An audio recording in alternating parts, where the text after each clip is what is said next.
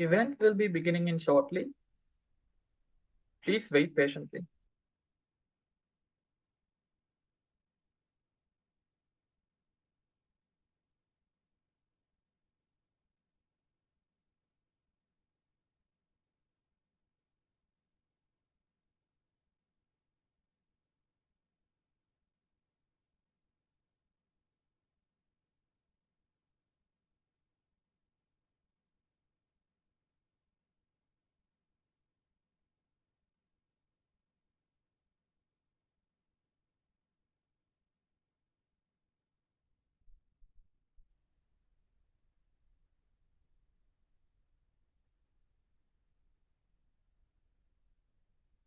Good evening, fellow UI UX geeks and creative tech explorers. On behalf of the organizing committee of MoraUXplore 2.0, I consider it a privilege to welcome you all to a fantastic evening celebrating our shared love for UI UX design. This awareness session marks the initial phase of MoraUXplore 2.0, proudly brought to you by the IEEE student branch of the University of Moratuwa. Tonight, we'll be diving into the intricate landscapes of user interfaces and experiences, where every click, swipe, and tap has the power to shape the way we interact with technology. And let me tell you, the possibilities within this domain are truly endless. In this session, you'll be introduced to the uncharted territories of UI and UX, taking you through all the corners of the UI UX domain. But that's not all. We are thrilled to offer you exclusive access to the expertise of academia's finest mind, the domain, through the Q&A session, providing you with the opportunity to gain invaluable insights and clarify from the best in this subject. Following this is a brief introduction to MoraUXplore 2.0 and a separate Q&A session for that as well to engage with our team and resolve any question you may have regarding the competition. What a vibrant yet productive evening is going to be. Right, Pravisha?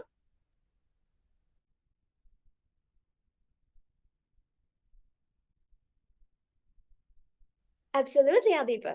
So, gear up for a night of vibrancy and productivity, where curiosity meets creativity and innovation knows no bounds. Together, we'll ignite our passion for UI UX design and chart a course toward a future limited only by our imagination.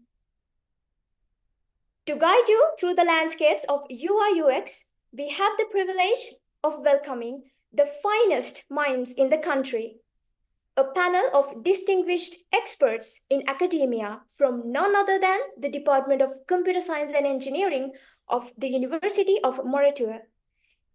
It gives me great honor and pleasure to introduce our visionary keynote speakers for the day, Professor Gihan Dias, Professor Indika Perera, and Dr. Buddhika Karunarathne. So, fellow undergraduates, sit back, relax, and get ready to master UI UX from scratch through the visionary insights of seasoned experts in academia on the subject. So without further ado, let's dive into the insightful UI UX based address from our esteemed speakers. To kickstart today's session, let's first understand the bigger picture of UI UX and its role in this industry. Professor Gihan Dias will lead us through an introduction to field of UI UX design and its relevance in the industry. Ladies and gentlemen, please join me in extending a warm welcome to Professor Gihan Dias as he takes the spotlight to share his insight. Sir, the stage is yours. Thank you very much. First of all, I'd like to thank the IEEE branch, University of Moratuwa, and also Professor Indika Perera for taking the initiative to organize this. I think this is something which is really, really needed at Moratuwa as well as, of Recording course, in progress.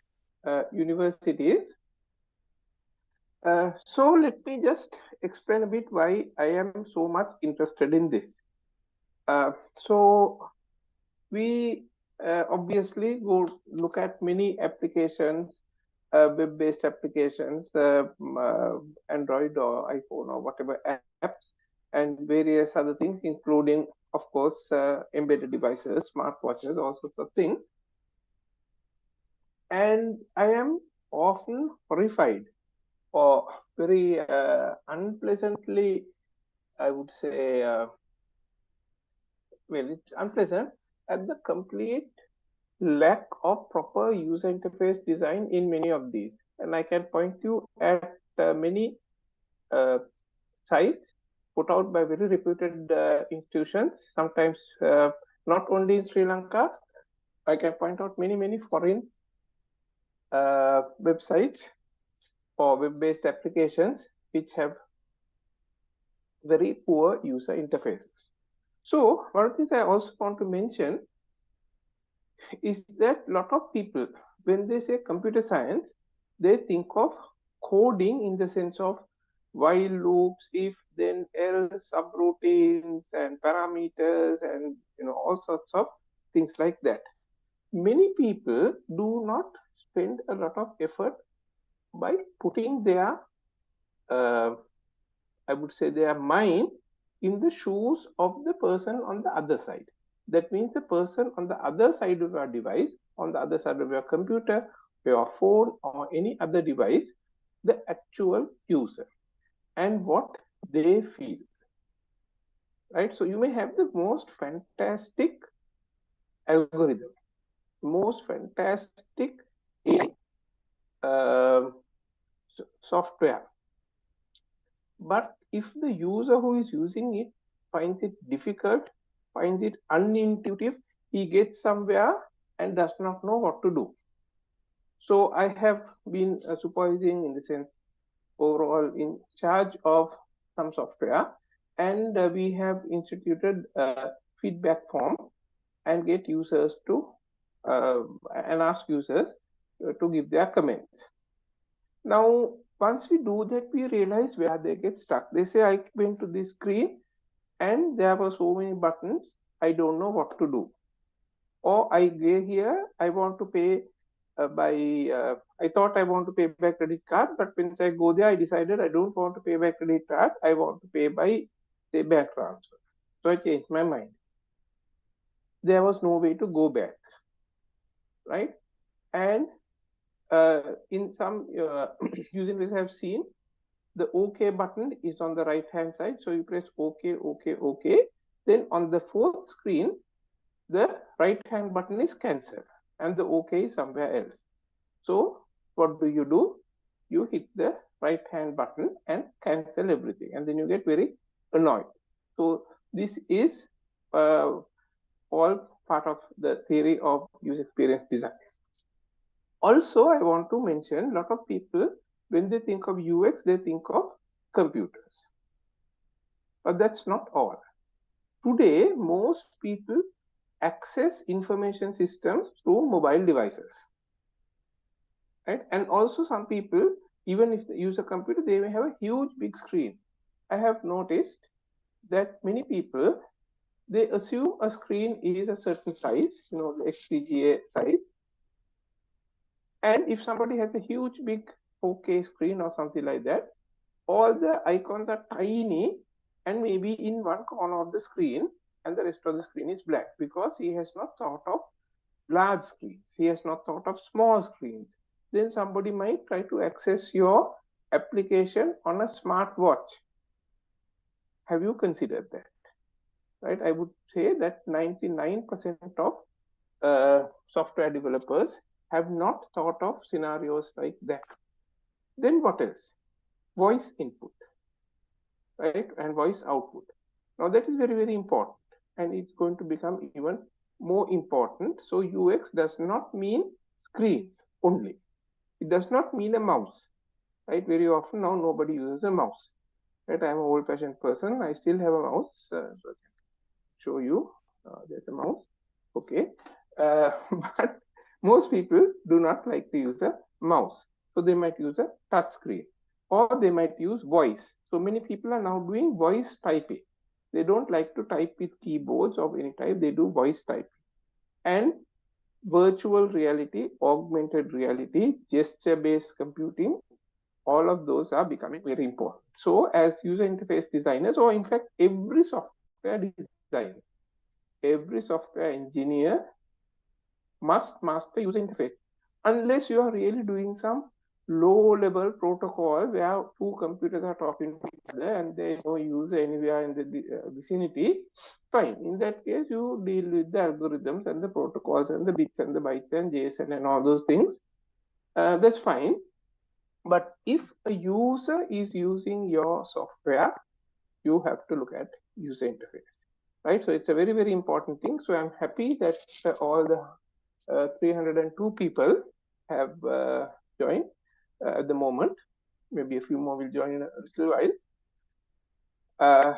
Have decided to come here. I hope you will find this useful, but I want to ask you one thing, right? What I want to ask you is, don't come for this webinar, right? And maybe take a few notes or take the recording and say, okay, I have the recording with me, and then forget about it.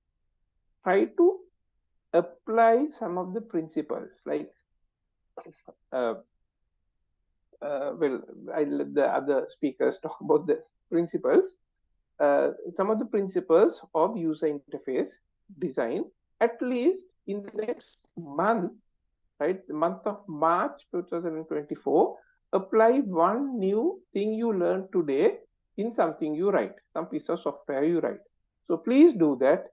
One thing, just one thing you learned today, apply within the end of this month. Thank you very much.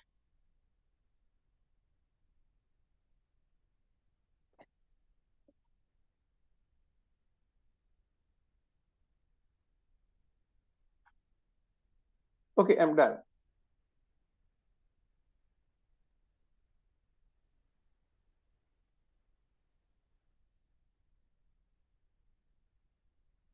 Thank you, Professor Gihan Dias, for that enlightening introduction to the field of UI UX design and its relevance in the industry. Now, moving forward, let's delve deeper and deeper into the essence of user-centered design. Professor Indika Perera will shed light on the importance of creating effective UI UX experiences tailored to users' needs and preferences. Without further delay, please join me in welcoming Professor Indika Perera to the stage as he shares his expertise on this crucial aspect of UI UX design.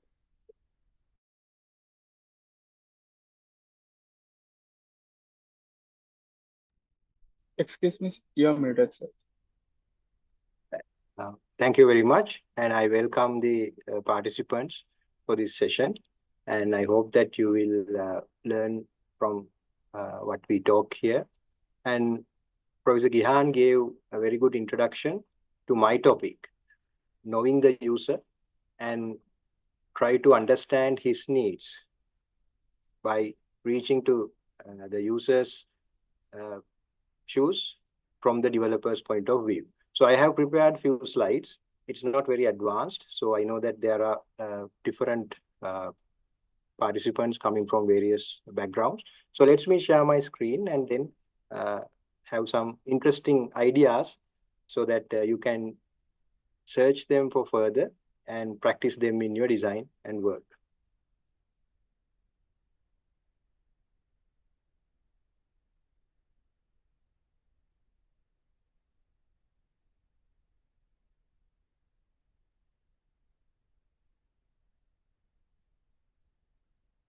I hope everyone can see my screen.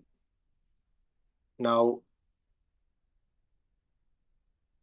let's move into our topic, user-centered designing, creative, effective UX and UI and UX experience tailored to user needs and preferences. Now, this is my agenda or the outline for today's discussion. I will give you a small introduction to the HCI, the broader field that we started initially, and then we developed into UX and UI perspectives today. And what are the main considerations that we must have when it comes to modern day interaction. And probably the next speaker, Dr. Buddhika, will take you with some interesting applications so that you can relate what we have discussed through those applications. Right. Now, if we think about human-computer interaction, it came as an afterthought. Like if you look at 60s and 70s computing, the pioneered computer scientists were more or less working on physics simulations, mathematical calculations. So there was no particular user need them to implement. But later on, with the internet and the World Wide Web and all the other shareable content, we grew our user base from maybe several millions in 70s and 80s to today, about 5 to 6 billion users using computers and mobile phones, software, all connected. Now, the problem was that initially the pioneers were very much into their work, so they didn't worry about whether it is easy to work with computers or whether it is they have to improve their interaction. But now, everyone you see on the road or in your campus or in your home, everyone is using mobile phone-based software or apps or computers, websites. Now that means we have broadened our user base, so we need to think about their needs. So transforming from a scientist or a computer expert to a regular user has happened over the period. And because of that, this field of study became one of the major areas in computer science and software engineering. It is an essential one that we cannot produce software today without considering its theory and the best practices. And because it came slightly late, we have many routes, like we take a lot of theoretical foundations and the knowledge from other areas, like sometimes mathematics, sometimes computer science fundamentals, sometimes psychology, sometimes human biology and anatomy. All these knowledge help us to build better systems and better interfaces. And it has expanded into many branches. So we have subgroups, like sub areas of like mobile interfaces, wearable interfaces, augmented reality, 3D interfaces. So many ways to fine tune the way we use this knowledge. So essentially what we do with this understanding is we define how we experience our work with the computer or the technology. Now let's go into the human side, because human is the one that interact with these systems. So human, we know that these are like very basic things to give you an some kind of a fresh start. So we have 5 senses. We have vision, color system. We have our auditory system. Now, I have pointed out some important aspects here. So basically your O-level science knowledge. So we have a certain frequency range, 20 to 20 kilohertz. And then we have smell as sensory thing, and then taste and haptics. Out of the 5, we are very good at vision creation and also auditory-based interaction. And to some extent, there's a rapid growth in haptics. Haptics means touch by the body. But smell and taste is somewhat far away. Experimentally and research-wise, there are certain ways, but they are not in the market yet. Now, so this is the way that humans interact with, whether it's a mobile phone or a computer or a whatever the software that you have to work with, right? And then we have our brain and nervous systems to process information at different levels. And then we have our muscles and some parts of body to respond to our decisions. So this is how it works. And on top of this biological arrangement, we have our emotions, values, psychological preferences, and oftentimes, this is the problem area, we commit irrational behaviors. We are humans, we are natural, we are very emotional, we are very sensitive. So a developer may go by very scientific and mathematical foundations to design their algorithms and programs, but when it comes to interaction, humans sometimes do all sorts of interesting things. So this is where we need to help this human to work with software for a better experience, right? So I will not go into detail of this, just to give you some pointers. So we have our color spectrum and interesting things. So please search about these and get to know. 1% of the males, sorry, 1% of the females are colorblind and 8% males are colorblind. So that means 1 to 8-fold. So this explains sometimes why this color become, like when picking a cloth or a certain artifact, you sometimes encounter some difficulties. And the visual angle of our binocular vision, the two eyes, create the 3D feeling. So you can try out with closing one eye and then try to touch a point on the table with only one eye.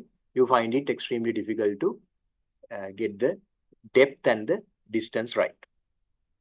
And our motion, the visual system is highly sensitive to motion. That is an evolutionary thing where when we were hunters and gatherers in the way back, we wanted to either find food or get protected from being a prey to a dangerous animal. So either case, the movement helps us to identify something is changing. How do we do that? We look at the brightness changes and the color variations in the image that we receive from the environment. And then in multiple frames, we build a movement in those input signal. And one interesting observation over the centuries of development in this visual system is that we have some overcompensation. Overcompensation means doing it over. So this, if you look at this sparkling trail, there's no trail at all. But our eye and the mind creates a trail because of compensating it over and create a virtual feeling. So this is, and thanks to that, we could enjoy nice movies. Otherwise, it will be a still frames of images just rolling in front of you. So these are the techniques that we could use. And let's move into the auditory and haptics, simple facts about humans. One interesting human behavior, the nature is that we have a very good noise filter in our auditory system. One example is the cocktail party phenomenon. That means, let's say you are in a very big, noisy, crowded area, you can't hear anything. But all of a sudden, few feet away, that your friends start talking to you, and immediately your brain can pass out all the noise signals and you can hear his voice or her voice. So this is a remarkable ability. If you go into like signal processing, this is like going through that audio signal through a set of filters and removing noise component. So all these are done through our biological means. So we are very capable. Only thing is that our interfaces and the interactions need to empower these capabilities inside humans so that we can give them a better experience. Look at that skin. Now skin is, if you feel that skin is like a uniformly sensitive, it's not the case. So there are three main types of sensors: thermoreceptors, and those areas like tiny spots in your skin are only sensitive to heat and cold. Nociceptors only for pain, like sharp pain, and mechanoreceptors are places where you feel the pressure. Now that is why sometimes you can take a needle and pinch your skin, but you don't feel any pain, but the pressure only. So the research is going on with targeted haptics like wearable devices. So when they identify these tiny locations in your skin, they can have lasers and tiny controllers to give you targeted experience using these sensors. So this is futuristic things, but we can be like expecting some interesting applications in near future. Now, we look at the 3D and augmented reality. Sometimes people find like it's difficult in the first place, like motion sickness, like they are not very comfortable in wearing that. That is simply because our brain and our mind has a certain way of understanding our body position And when you design interactions that rapidly violate, like quickly changes that perception, the easiest way for the or to make the safety to the wearer is that the brain gives signals like, okay, this is uncomfortable, go to like safe location or something. That's how this motion sickness type of things happens. So these are interesting things when you design interfaces, not necessarily the computer or the laptop or desktop computer interfaces, but mobile and even wearable interfaces. The interaction is based on these human limitations and human conditions. Now, moving to the decision-making process, we have our sensory memory. That means muscles, we normally call muscle memory. So these are reflexes, like when you touch something hot, you immediately take away, even without thinking. Then to make a decision, information must come to your short-term memory, which has very limited capacity, only 7 to 2 plus or minus 2 capacity. Now, I have put an example. Now, this statement here is extremely difficult to understand. So how do we overcome this short-term memory barrier? We invented the concept called words. So if we put the spaces, I like this training session very much. Now that is easy to remember even with just one go. Now, how do you remember 12-digit telephone number? You break it into region code, area code, likewise. So this is how we overcome our limitations in the brain. Long-term memory means your hard disk, you're keeping all the information throughout your life. And when you need information, you recall them more, you have a recognition. Out of the two, recall is somewhat difficult. You need to think, what is his name? You are thinking now. Sometimes you say, it's at the end of, like it's almost there, but I can't remember. But recognition means you see the face and you immediately identify, hey, hello, how are you? Like that.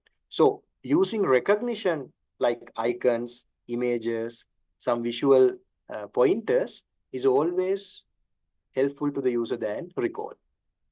Right. Okay, now with this, we make interaction, and the interaction is simply the communication between the human and the computer. I'm not going to details of, there are a lot of theories like Norman model, likewise. If you are interested, please study them. But this is just a pointer to give you some overview of the subject. And how do we do the interaction? This is the language we use between the computer and the human, and governed by how we design the interface, how we design the interaction, look and feel, and finally, all leading to the user experience. So what is this user experience? It's a very broad idea. It's a combined feeling being developed inside user's mind. It's a subjective judgment. Not necessarily you have to have the same experience as your partner or your best friend or your mother or father. Both of you may have different experience or judgments.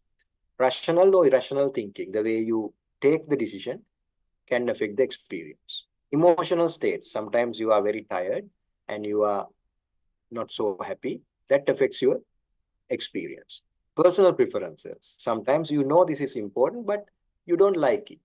So you don't have a high value on that particular option. Habits, sometimes people have developed certain habits that prevented them from moving to a better options.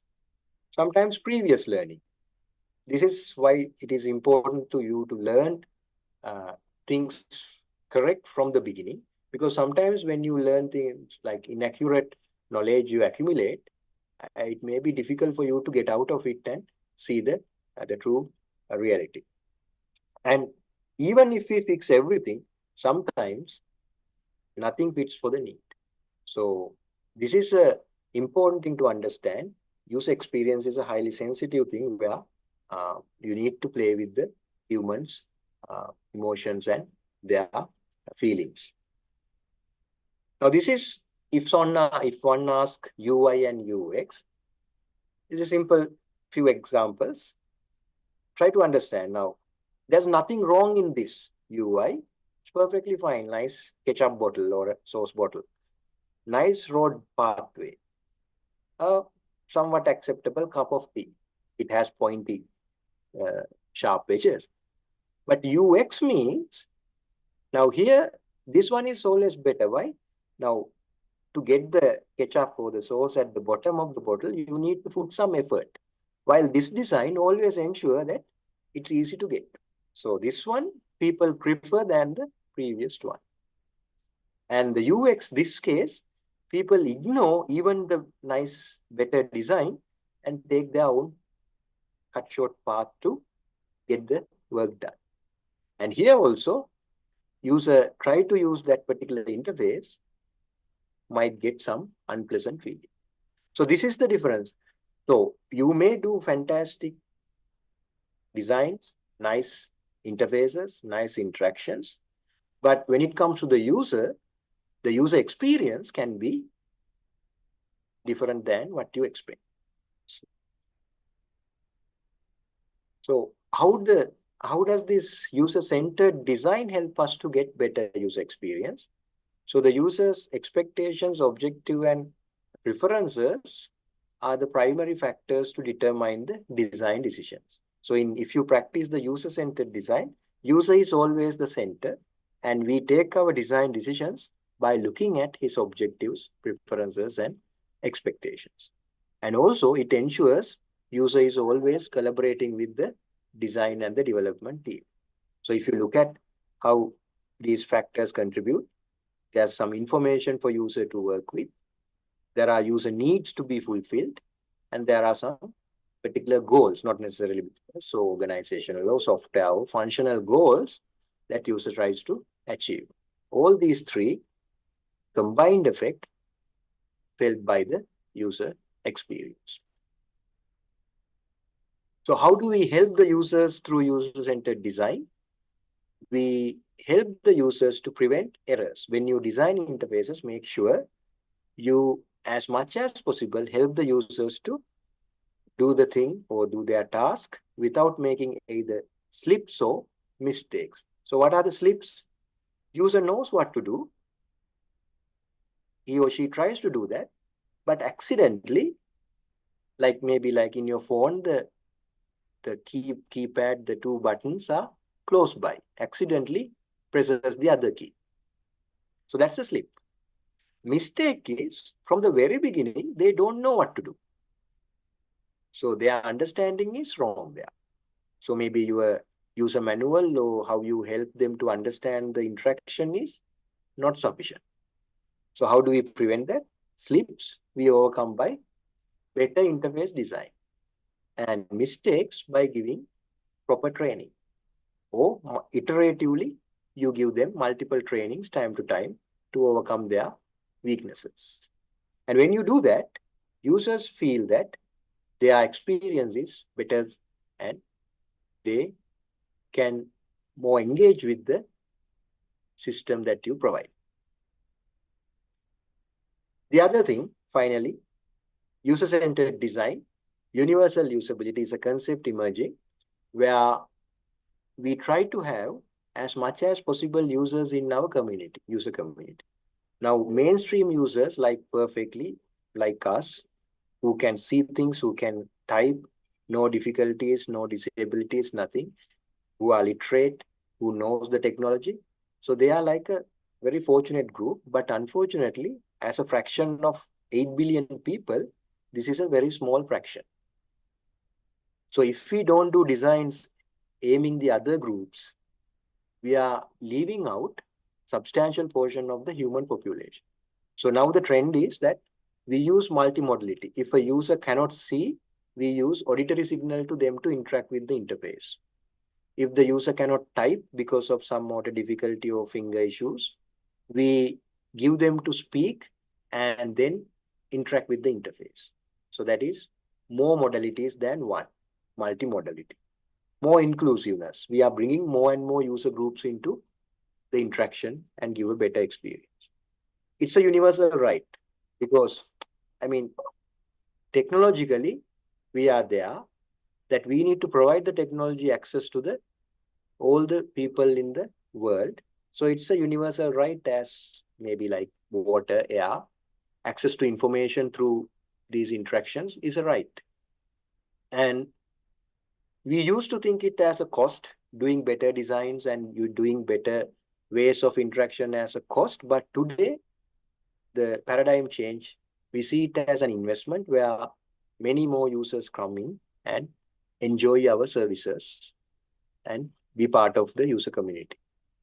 And it's not a special feature anymore, facilitating these different users. It's an essential functionality to make sure that everyone can access through the user-centered design. And we are heading towards a digital lifestyle. So this user experience and getting everyone into that is an essential factor to consider. I hope that I gave you some insights, and that ends my presentation. So any of these pointers or any of these topics, there are plenty of material and nice videos, content in universities and good sources. Please study them. And as Gihan said, make sure that you do one thing right and practice it. So when you accumulate these best practices, in no time you become a good designer, and everyone would love to have your interfaces and designs. Thank you.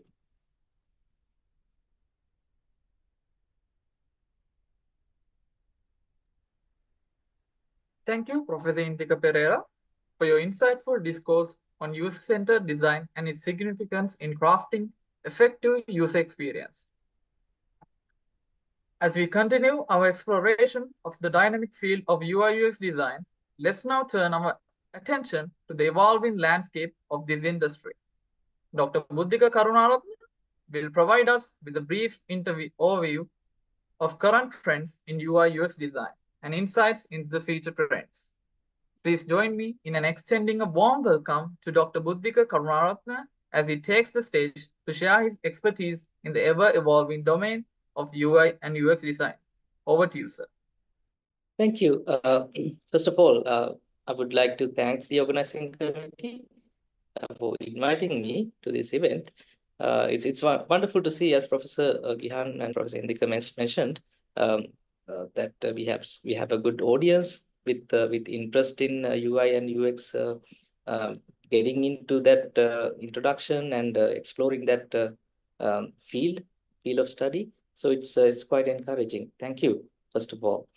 And I should also mention Professor Gihan's and Professor Indika's insightful discussion, insightful thoughts about the field about this field, and wonderful insights provided in their speeches. I think it makes my my bit of speech much more easier for me to get into it, because you now kind of have an idea of what this field is, what exactly do we mean by user experience and user interfaces, and what are the basics of it, how it started, and to which direction it is heading, and so on and so forth. So from my part, I would try to introduce some of the emerging trends in this field, especially when it comes to human-computer interaction. So this field, this term and this concept has been there, as Professor Indika mentioned, for a long period of time, and it has been evolving. And people are always looking at improving the concepts and how they can contribute in providing better interfaces between humans and machines. So that's been the basic concept behind that. So I also have a few slides, which I will now share.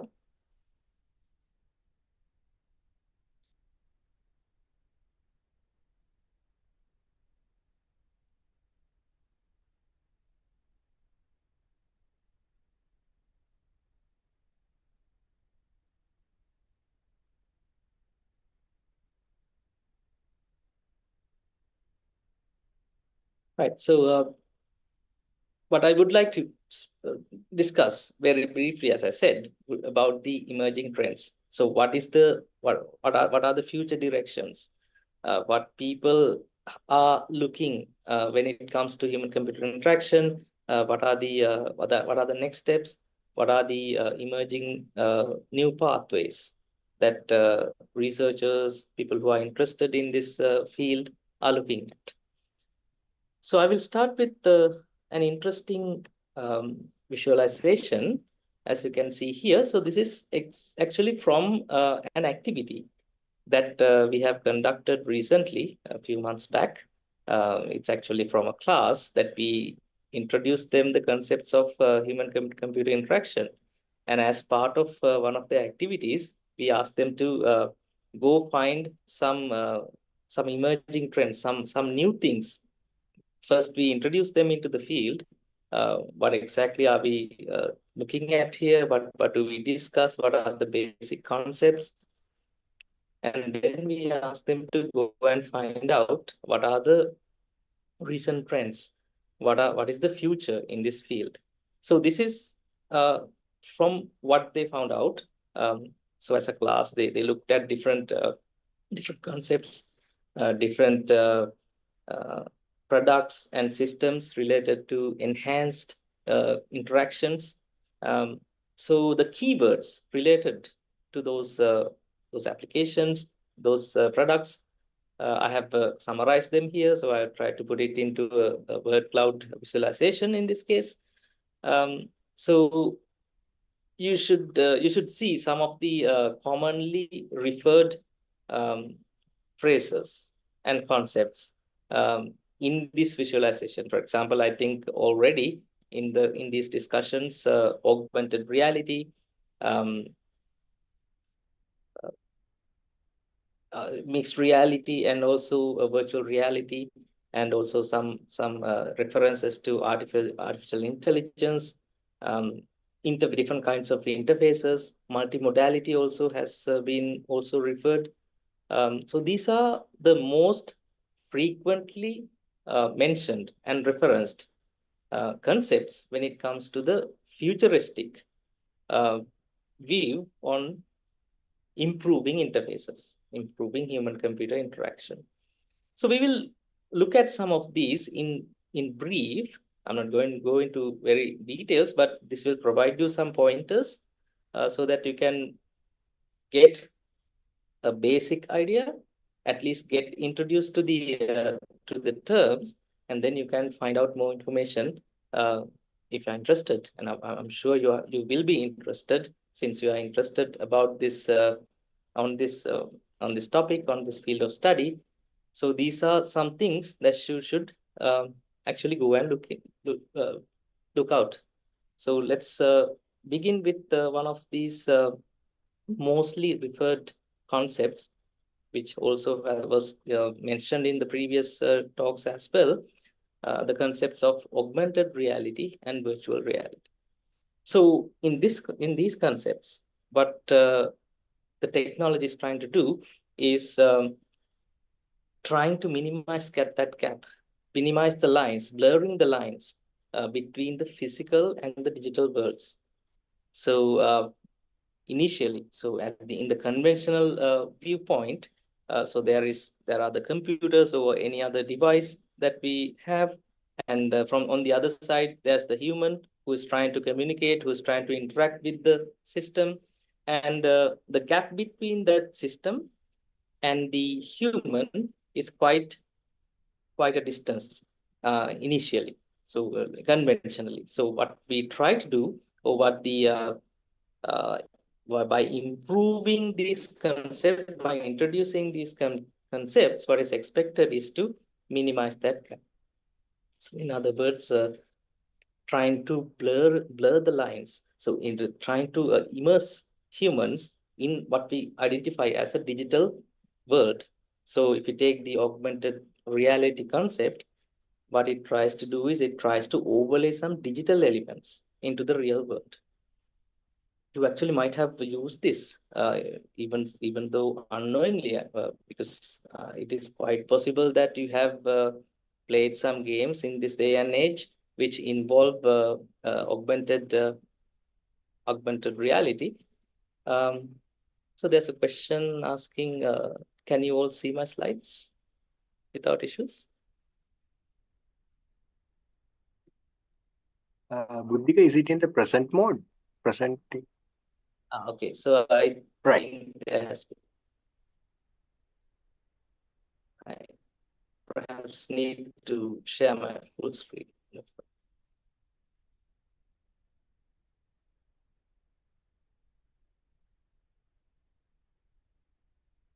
I hope now it's okay. Now, okay. Right. Sorry about that. Yeah. So this is I actually wanted to emphasize the concepts here. I'm sorry that you were not able to see that because of the screen not sharing properly. So I will just go through it again. So these are the concepts that I mentioned. So in this specific activity, in this the activity that I mentioned, so students went ahead and looked into some of the concepts. We just basically asked them to go find out the emerging trends. So these are the concepts that they found out. So they actually found out some applications, some products, some devices, some systems that actually use these concepts. So the concepts like the augmented reality, mixed reality, virtual reality, brain-computer interfaces, and all sorts of things. So some related to artificial intelligence concepts, natural language processing, autonomous driving, voice interfaces, and so on and so on. So these are the concepts that comes very frequently, that appears very frequently when it comes to the emerging trends of human-computer interaction. So that's the point I wanted to raise in this case. So moving on to the first concept that I want to introduce, the concept of augmented reality and the virtual reality. So as I mentioned, it tries to minimize the gap or tries to blur the lines between the physical and the digital worlds. So these are slightly different concepts when if you compare the two concepts introduced here, augmented reality and the virtual reality. So if you take augmented reality, it tries to overlay some digital elements into the real world. So I was saying that it would actually be something familiar to you if you played some games. If you played some games that included this type of activities. So I'm exactly not sure, but there are lots of different games out there, I believe. But personally, I do not play such games. But it is possible that you have some experience regarding that. So you point your mobile phone into a real, actually a real background, and you see some digital elements appearing accordingly. So in this kind of games, you see those digital elements overlaid into the actual background or actual situation in the real world. So these kind of things are quite possible. Some of you at least have experienced. So those are the augmented reality. So these are emerging trends. So that's why we include them under emerging trends. But they are picking up quite rapidly. Also, if you take the virtual reality concept as well. So it tries to immerse the users. It tries to immerse the human in a completely simulated environment. So you would so it's also possible that you would have seen some devices that allows you to gain that experience. Some virtual headsets, some would provide the not just the vision as well as the sounds projected in different angles, and it provides you the immersive experience. So these kind of concepts can be applied in a diverse types of domains like the education, some training programs, entertainment business, healthcare, designs, and many more domains and application areas. Because this is something very useful, right? I mean, sometimes, for example, if you have a situation, you cannot really be doing doing a training, let's say, in the real situation. All right, so I'll just take one of the examples. For example, if it's kind of a tactical situation in a in a war, let's say. So there are actual things happening like that. So or in the domain of healthcare, a surgery, because sometimes you can't be doing surgeries for just training, because it's a matter of life and death of the patient. So in these kind of situations, you can apply these concepts of augmented reality and virtual reality to perform that kind of trainings. So that provides real, like close to real experience in that situation, so that you can do different things and get the real like experience, not the real experience, but it is something close to that. So that's what these concepts of augmented reality and virtual reality provides. So eventually, all in all, what it tries to do is the minimization of the gap between the human and the digital world. So I will skip to the next part. So this is also a connected concept, what we refer to as the immersive experience. So we already mentioned in the AR and VR applications. So it lets the human immerse in a situation, in a digital situation, in a virtual situation.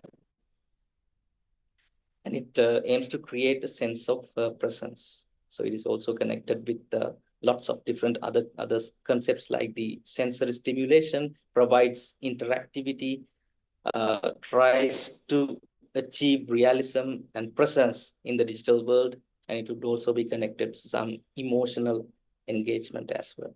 So basically, what it tries to provide is the virtual, close to the real situation, but a virtual experience. You will be immersed in that specific environment, in that digital environment that gives you that experience. So that's what immersive experience provides.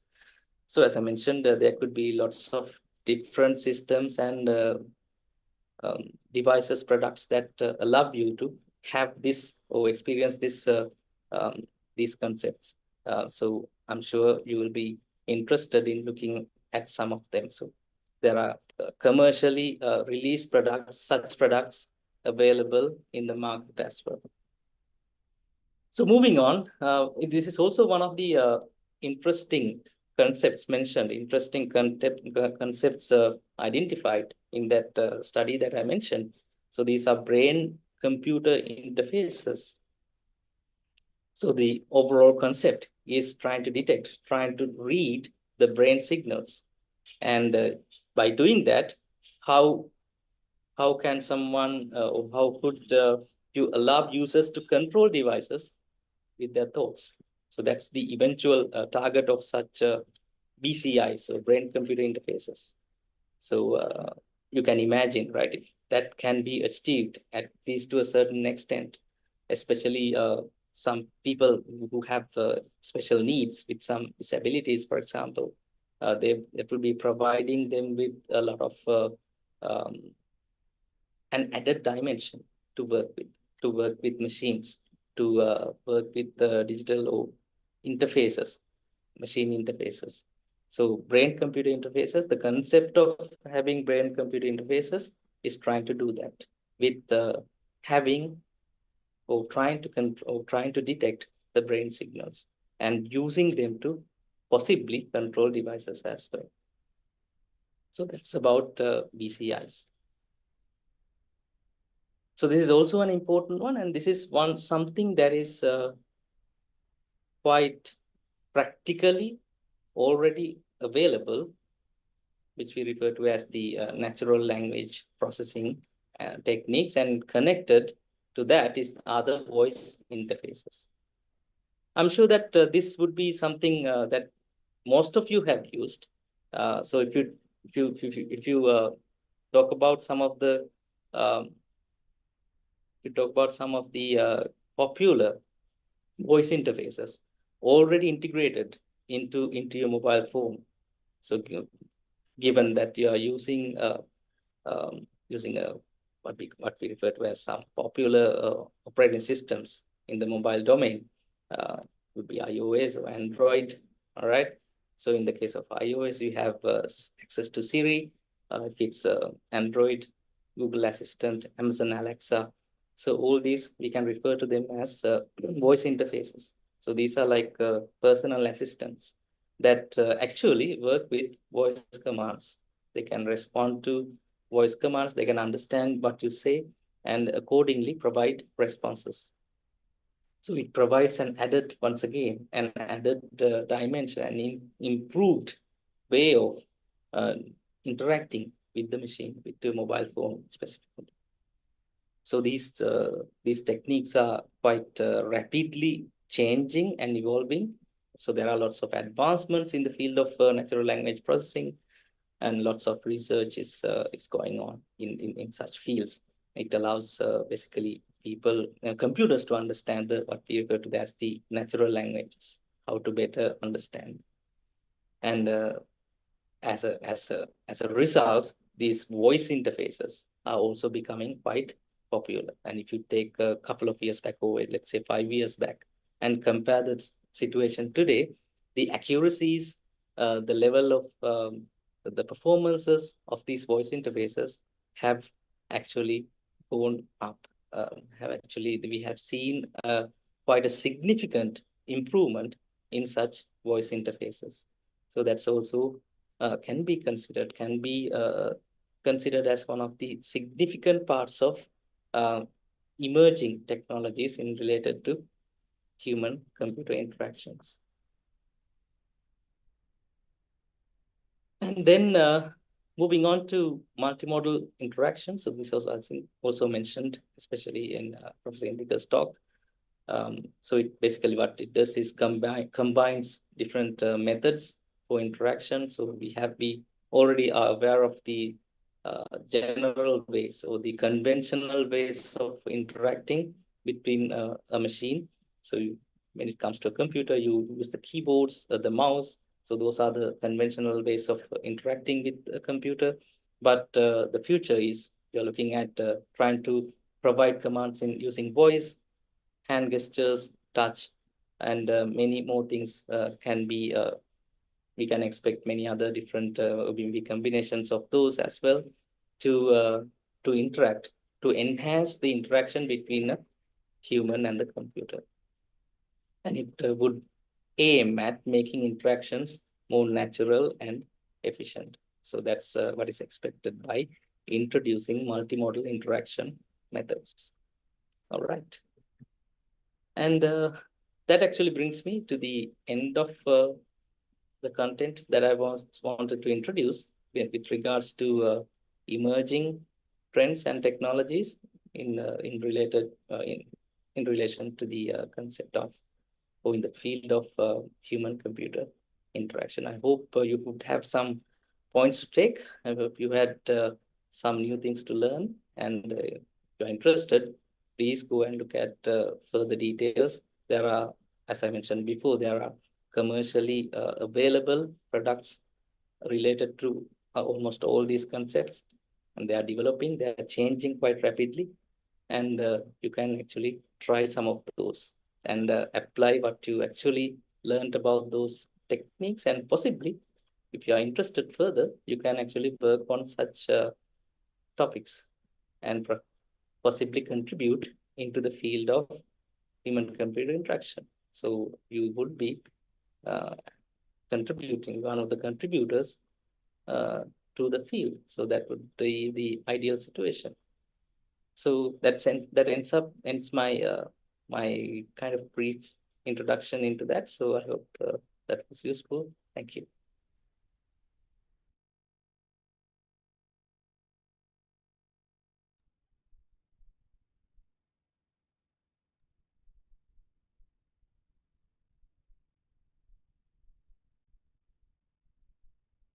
Thank you, Dr. Buddhika Karunarathne, for your enlightening insights into the current and future trends of UI/UX design.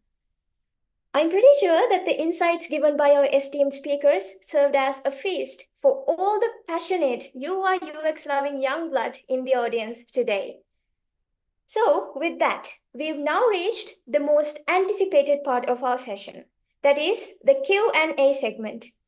This is a wonderful chance for you to engage directly with our esteemed speakers and to clarify your doubts regarding the domain of UI UX. So if you have any questions buzzing in your mind, please feel free to type your question in the chat box and our guest speakers will provide their insights accordingly.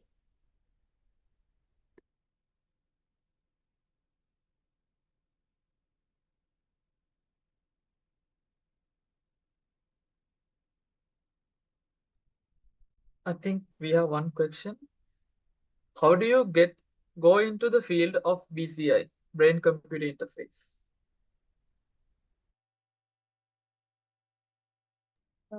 Okay, I'll try to answer that live.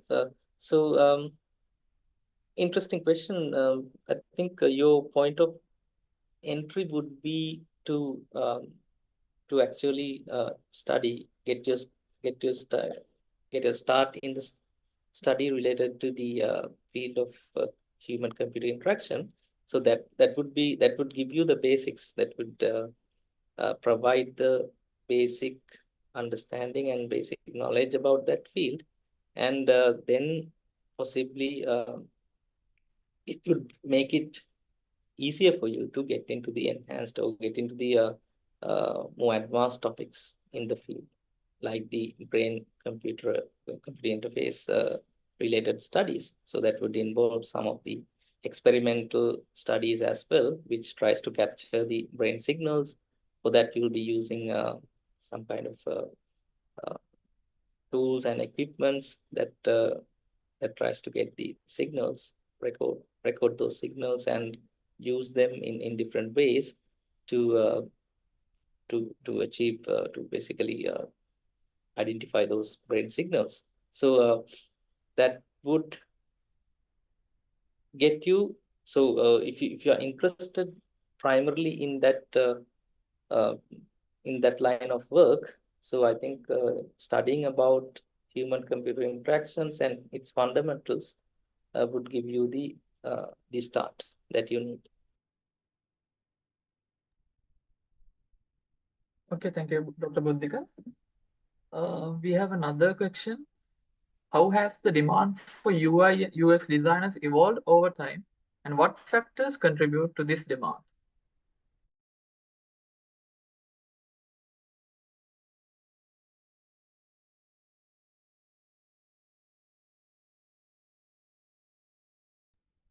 Okay, I will give you some hints. As I explained in the my presentation, now the number of users in the world with computers and software has exponentially grown to billions. So obviously there's a huge demand for designers who create the interfaces and the interaction of these software and computer services. Now that is one factor. The other thing is day by day, our lives and our activities are converging into the computer and software services. So some of the manual operations, some of the physical, the reality, the world, or the materialistic ways of doing certain operations now converted into virtual and software driven. So that also increased the demand and the number of particular use cases and applications. And the other thing is, as the field grows, the expectation of the users also increases. So what used to be like a traditional rectangular window, WIMP system, Windows icons, menus, and pointer-based system, is not just a kind of a thing that you can win the market today. You need more and better enriching, like Dr. Buddhika presented, novel ways of interacting and giving user experience.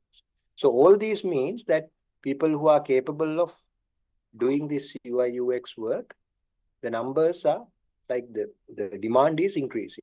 And finally, this is a creative process. Part of it includes some creative thinking in the humans. So which is something that extremely difficult even for AI to, even today's technology to reproduce.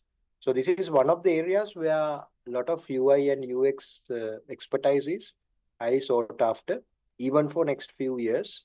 So this will be a highly demanded field. Thank you, Professor Indika. We have another question.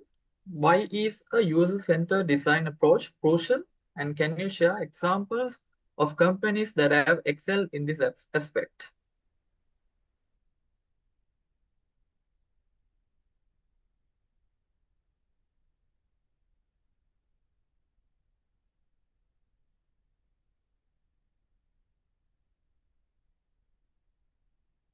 Maybe you can repeat the question. Sure, sir. Why is a user-centered design approach crucial? And can you share examples of companies that have excelled in this aspect?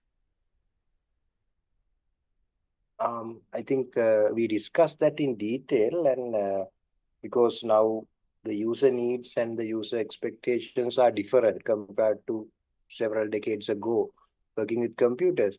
And essentially, any software company which gets into like very success story is like using this technology right way, and it may be easier to find out certain companies which fail to capture the market and not practicing it right because the numbers can be very small.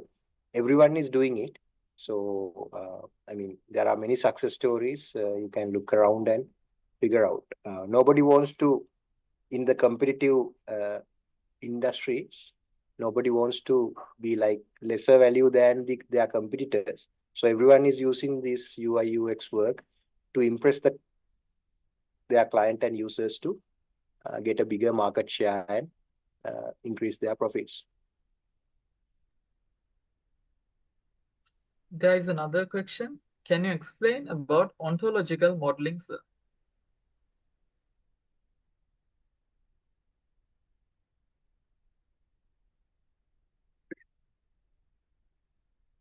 Right. Okay. Now that is something bit advanced for this discussion. Normally, we create a kind of structure with some relations, and then we try to model based on the ontologies. So I think that requires certain fundamental knowledge. It not fitting for this discussion, but I mean, there are plenty of material you can study and start. There's another question. UI UX, QA, software engineering. What is the most demanded field? We can't do that. Maybe. Yeah, it's Okay, let me then try to Sure. Yes, sir. address Please. that. So I don't think UI UX is a different field from software engineering. I think every software engineer, unless you're really specializing in low-level machine-to-machine type of thing, should be aware of user experience design. And similarly, every software engineer should be able to do quality assurance. So some people think that software engineers write code and then the QA people somehow manage to fix all the bugs, and the user interface people make the user interface look nice, and the security people put the security into it. That doesn't work, right? The software engineer, when you write your code, you must have the UI UX, the quality control, the security, and all of that in the code itself. So just consider all the things we are talking about as part of core parts of software engineering and not as a separate job, right? If you look for a job as a UX designer, you might find one, but I think it would be much better to say I'm a software engineer who is very good at designing user-friendly software, usable software, right? I think that's what we should aim at. Thank you. Thank you, sir. There's another question.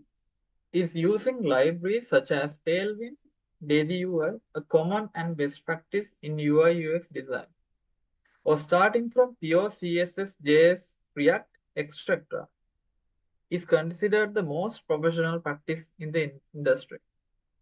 Okay, let me answer this, and I think after that, Prof. Indika, somebody might also answer. Again, I think you are going the wrong direction. you can't do UX UI by using any particular library or framework or anything like that.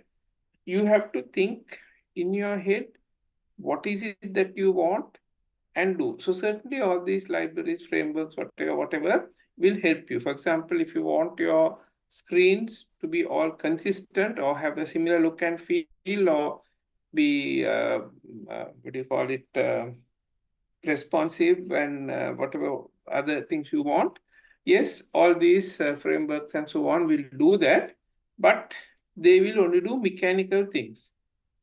The actual, I would say the creative part of UX design has to be done by you, and it does not really matter what framework you use. Of course, if you just try to sit and write everything in a PHP code or something, it's going to take longer than using a framework.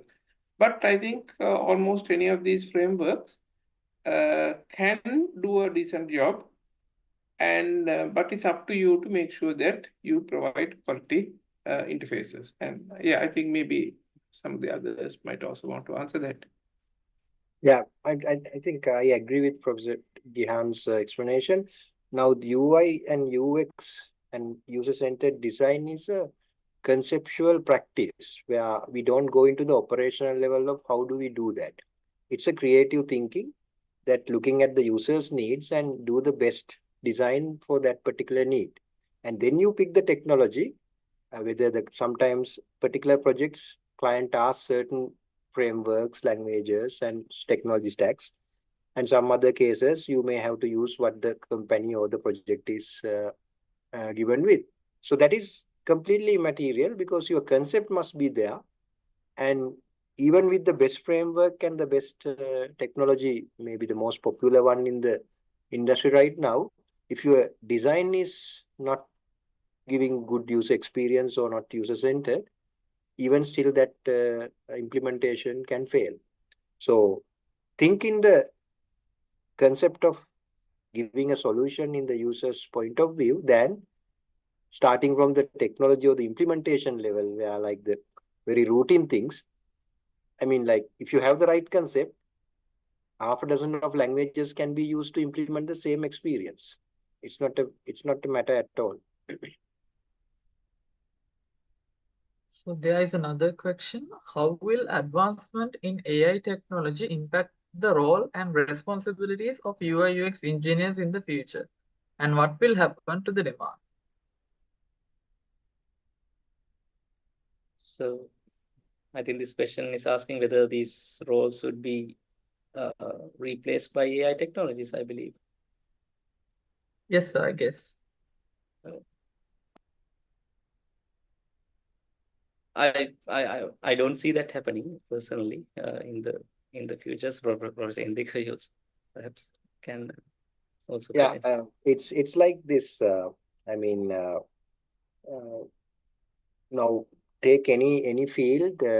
So we need different levels of support to build something nice. So we need operational level of support. We need some kind of a tactical level of work, and then strategic level of work. Now the operational level means like the chat GPT, where if you want to compile some answer, now chat GPT is capable of giving you some operational level like your assistant or your subordinate, searching few Google hits and then compiling them together and giving you. So that kind of things will be there, and it will be a useful way to make our work in UX and UI design efficient. So sometimes identifying creative images, sometimes identifying a certain text, more appropriate and more user-centered ways of presenting them. So these type of things will be there. But thinking and the creative thinking and the design process, it is a long way of thinking. Even an AI can replace it because it always needs the human complementary skills of directing it towards a particular pathway, but its capabilities of like doing the operational work, the routine work, has been a true value for make our work efficient in the design process as well. So we will coexist with the AI technologies as UI and UX designers for a longer period, at least for 10, 20 years in the future. Thank you, sir. This is the final question for the day. What is difference between UI UX designer and UI UX engineer? Maybe sir can answer. Start. Okay, where is this question? I can't find it. What's the difference between UI UX design and UI UX engineering? Is that what you're saying? Yes, Yes, sir. Oh, okay, right. So maybe we'll just look at what is the difference between design and engineering. So design is very important, right? We have a department of design in our university, and that is very important. So they design various products. And in our case, we generally design IT-based products or software products rather than, cups and vessels and things like that. So that is design. If you take engineering, it is to start from the beginning, look at the requirements, identify the requirements, develop a product, look at the reliability, maintainability. There are all these ELTs, about 10 of them, which you might come across somewhere else. And then look at the life cycle maintenance, how this thing would be maintained over its life cycle, and so on. So engineering, I would say, is a broader thing, and design is part of engineering, but engineering is broader than design. That would be my take on it. So this is in general, not only for UI, for anything, but for UI also same thing. Thank you, sir. So with that, it's come to an end. Over to you, Pravisha.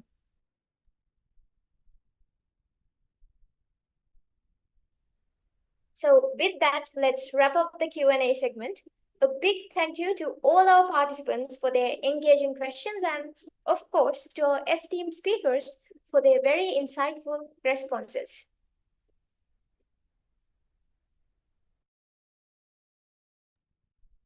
Now it's time to take a moment to express our appreciation to our esteemed speakers of the day. On behalf of the organizing committee of MoraUXplore 2.0, I would like to extend our heartfelt gratitude to our honorable speakers for their enlightening insights and valuable contribution to tonight's session. In recognition of their exceptional contribution, we honorably invite Professor Gihan, Professor Indika Perera, and Dr. Buddhika Karunarathne to accept our digital tokens of appreciation, a testament to their profound impact on our event. First of all, Professor Gihan.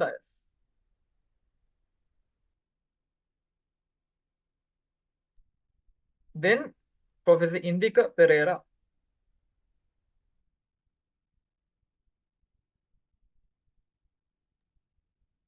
And finally, Dr. Buddhika Karunarathne. Your wisdom and dedication have truly enriched our gathering, leaving a lasting mark on our journey tonight. Thank you once again, sir. With that, moving forward, it's now time to talk about Mora UXplore. Pravisha, what actually is it? Yes, Adipa. We live in a world that is getting more and more biased towards user-centric design.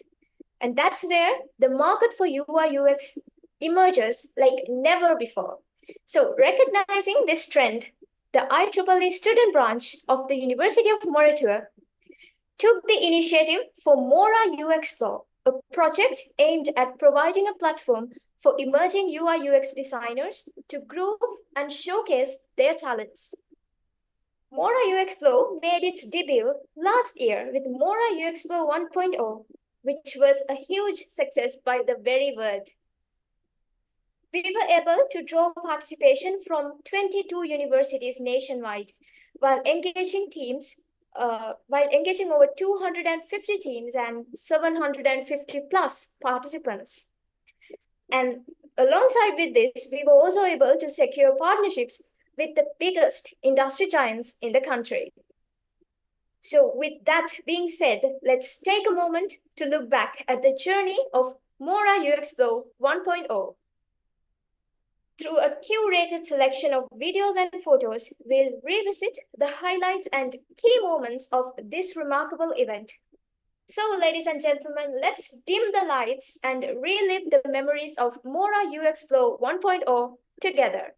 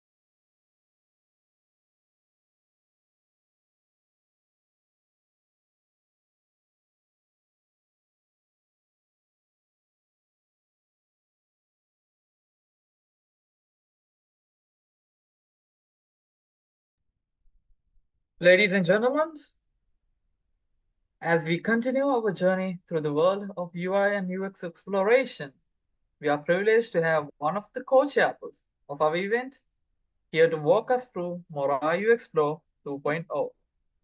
Please join me in welcoming Nivishka Manchanayaka, who will share his insight on the latest updates and provide a brief walkthrough of MoraUXplore 2.0. Nivishka, the spotlight is yours. Thank you, Adipa.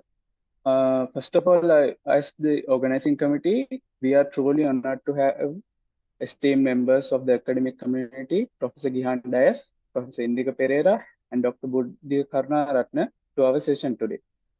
So it's a great pleasure to address all of you enthusiastic undergraduates gathered for this momentous occasion. So I am here to provide you with essential information about the Mora UXplore 2.0, the UI UX designing competition. But I would like to say that this is not only a competition.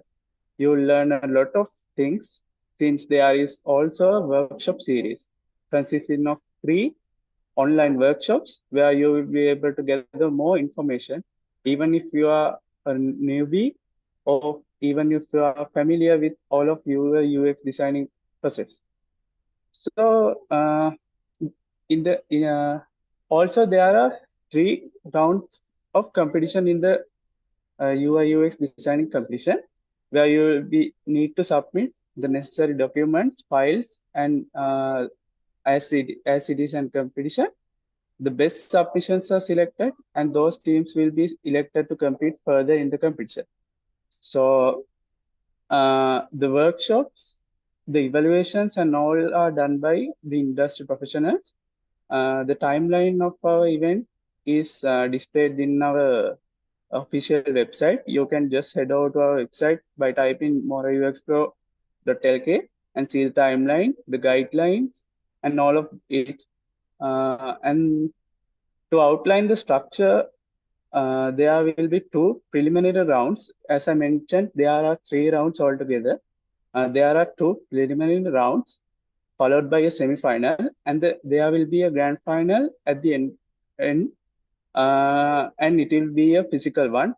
Hopefully, there will be a semi-final as well in the physical mode. So we will be providing comprehensive details about the competition through our WhatsApp groups. So stay tuned for those things. When it comes to registrations, it is fairly easy.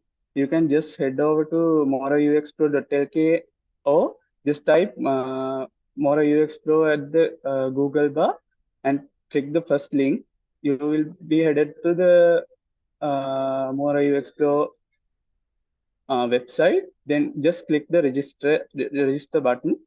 Then the procedure after that is quite easy. If you have any problems, just don't hesitate to ask us, send us messages, or call us. We'll be there to help you. So there was some mistakes or glitches. Some had difficulties when it comes to editing and adding members to the members to their teams. So those things are already solved, but there can be more mistakes or some glitches. So don't hesitate to reach us out. Then I want to say that option for editing team members is also enabled. So many teams has already registered successfully. If you need to edit your team members, you can do it also. After that, uh, I I want to mention that there should be 2 to 3 members in a team, and the team members from one team should be from same university. And the other guidelines are displayed in our website. You can just go to our website. As I said, just type MoraUXplore.lk. If you have any questions, please contact us immediately. Do you guys have any question right now?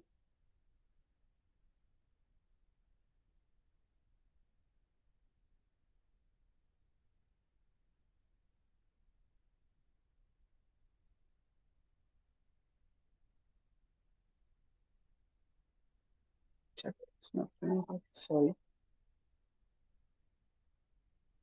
Okay. We'll be providing the topics for each round. I think you're asking about is there a topic for the competition? Means there are no any topics for the whole competition. I think you are mentioning about the theme or something, right?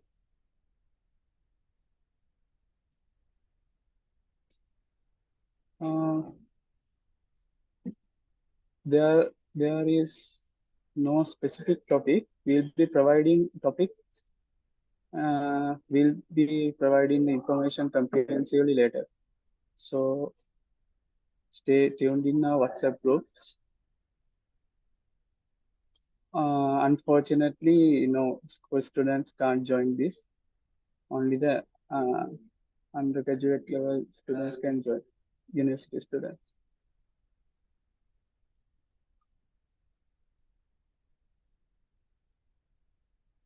We'll see next time. We'll see.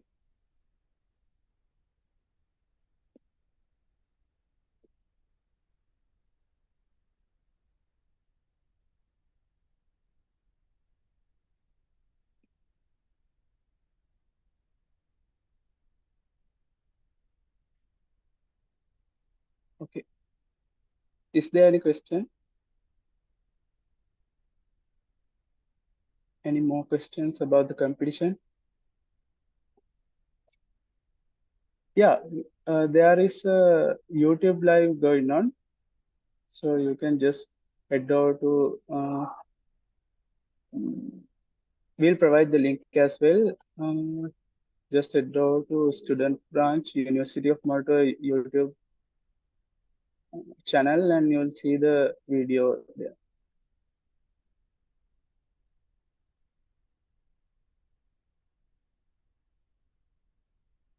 About these case studies and domain to ideate, we'll provide the information soon.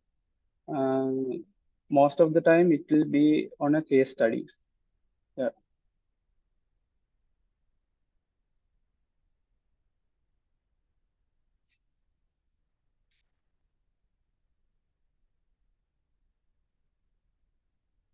We'll provide those information comprehensively.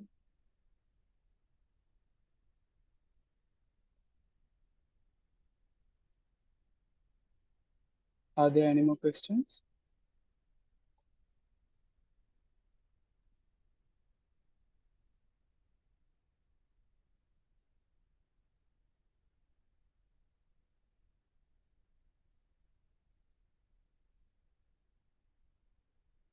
Adip, it feels like no more questions, right? Yes. So, If Pratisha? there are any more questions, there's another one, please. Okay. Can you access previous lessons and stuff?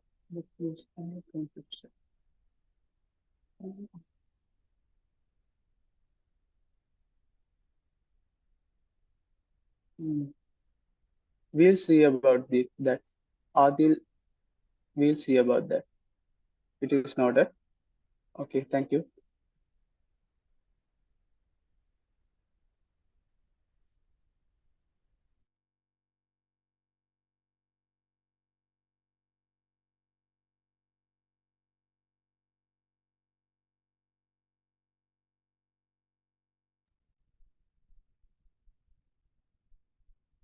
So thank you, Nivishka, for that fabulous explanation.